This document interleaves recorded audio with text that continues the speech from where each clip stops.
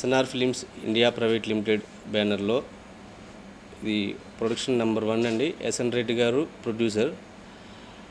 నాకు నేనేం చెప్తానంటే తాజ్మహల్ ఇష్టమా చార్మినార్ ఇష్టమా అంటే చార్మినారే నాకు ఇష్టం అని చెప్తాను. ఎందుకంటే మన హైదరాబాద్ మన రాష్ట్రానికి సంబంధించిన హెడ్ క్వార్టర్ కాబట్టి మన హైదరాబాద్ గురించి మనం గొప్పగా చెప్పాలనే ప్రయత్నం ఇది. ఒక ఎమోషనల్ రొమాంటికల్ డ్రామా అండి. ఇది ఖచ్చితంగా అందరికీ నచ్చుతుందని చెప్పి అనుకుంటున్నాను. ఇందులో రాహుల్ గారిని కొత్తగా చూపించే ప్రయత్నం రేష్మి ఆల్వేస్ తను ఈ మూవీలో సపోర్ట్ బాగుంది. తను ఫస్ట్ ఇంట్రడ్యూస్ తెలుగులో, తమిళ్లో అది happy days cinema Tamannaah character happy days చేసింది ప్రకాష్ రాజ్ గారు ప్రొడ్యూసర్గా. సో రాహుల్ గారి గురించి నేను చెప్పడం కంటే మీకు బాగా తెలుసు.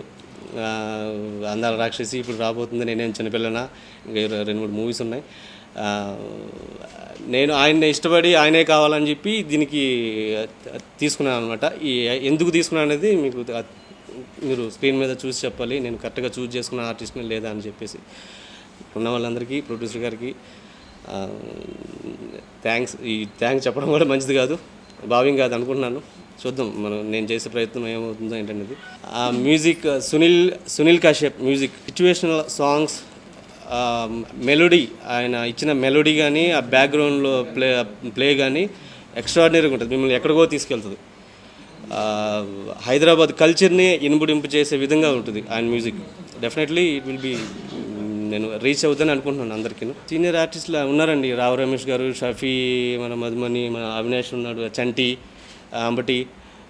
చంటి గారు కూడా చాలా బాగుంటుంది, మరి వెరీ వెరీ ఫన్ ఆయన చేసేది. ఇక మనం స్క్రీన్ మీద చూడాలి.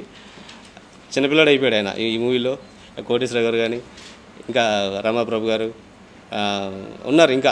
ఇంకా వాళ్ళని ఓపెన్ చేయడం ఇప్పుడే కాదు, స్క్రీన్ మీద ఇది చూస్తే బాగుంటుంది. కొన్ని ఉన్నాయి, అవి సినిమాటిక్గా కావాలనే దాచిపెట్టాం కొంతమందిని ఆర్టిస్టుని. అది తర్వాత నేను చెప్తాను మీ అందరికి.